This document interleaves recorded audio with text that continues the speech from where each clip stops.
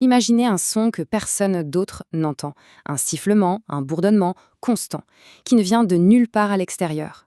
Eh bien, c'est le quotidien de millions de personnes qui vivent avec des acouphènes. Dans cette analyse, on va plonger au cœur du cerveau pour comprendre ce qui se passe vraiment. La toute première chose à bien comprendre, et c'est absolument fondamental, ce son n'est pas imaginaire. Ce n'est pas dans la tête, comme on pourrait le dire. Non, c'est une condition neurologique bien réelle, reconnue et étudiée. Et il ne s'agit pas d'un phénomène rare, loin de là. On parle de plus de 740 millions de personnes dans le monde.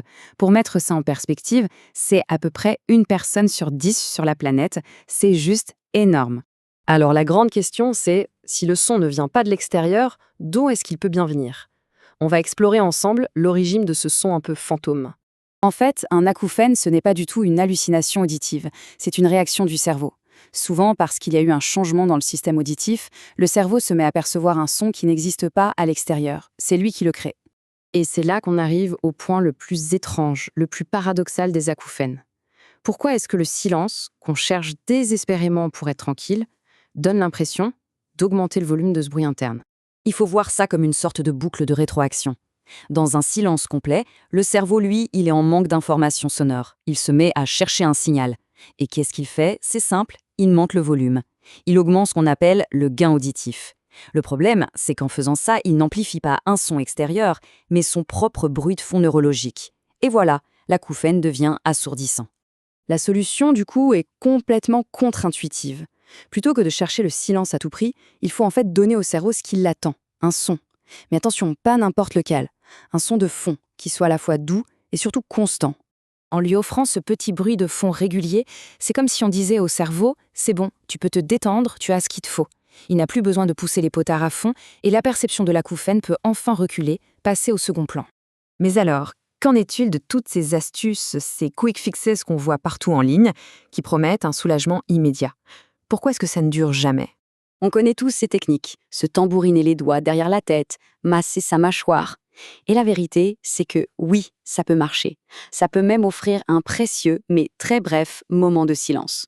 Le mot-clé ici, c'est vraiment bref. Et voilà pourquoi ça ne tient pas sur la durée. Ces astuces, en fait, ne sont qu'une distraction. Elles créent une sensation différente, mais elles ne changent rien à l'environnement sonore. Donc, dès qu'on arrête, le cerveau se retrouve de nouveau dans le silence et hop, il se remet à monter le volume. C'est le retour à la case départ. Alors, comment on sort de ce cycle? Eh bien, il faut changer complètement d'approche. Passer d'une logique de distraction ponctuelle à une stratégie basée sur la continuité. Cette phrase résume tout, en fait. Le vrai changement, la solution durable, ce n'est pas une action qu'on fait de temps en temps. C'est l'environnement sonore constant qu'on met en place. C'est la continuité qui fait toute la différence. Et si on regarde les moments où les acouphènes sont les plus pénibles, les chiffres parlent d'eux-mêmes. Le sommeil est touché pour 80% des gens. La concentration, la lecture, les moments calmes, c'est toujours dans le silence que le problème est le plus aigu. C'est bien la preuve qu'un environnement sonore contrôlé est crucial. Et cette approche porte un nom, la thérapie par le son. L'objectif, ce n'est pas de masquer l'acouphène avec un bruit plus fort, pas du tout. C'est bien plus subtil. Il s'agit de créer une nouvelle base sonore, douce et permanente, pour que le cerveau arrête d'être en alerte. Ok, la théorie, c'est bien beau. Mais concrètement, comment on met ça en place? De quels outils a-t-on besoin pour appliquer ce principe de son continu au quotidien?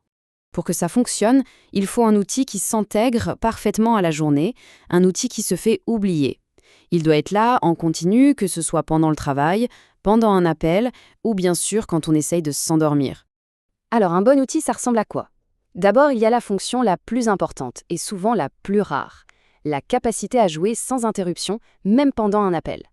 Ensuite, évidemment, il faut pouvoir personnaliser le son, sa fréquence, avoir un choix de bruit, une minuterie pour la nuit et idéalement un réglage de volume différent pour chaque oreille.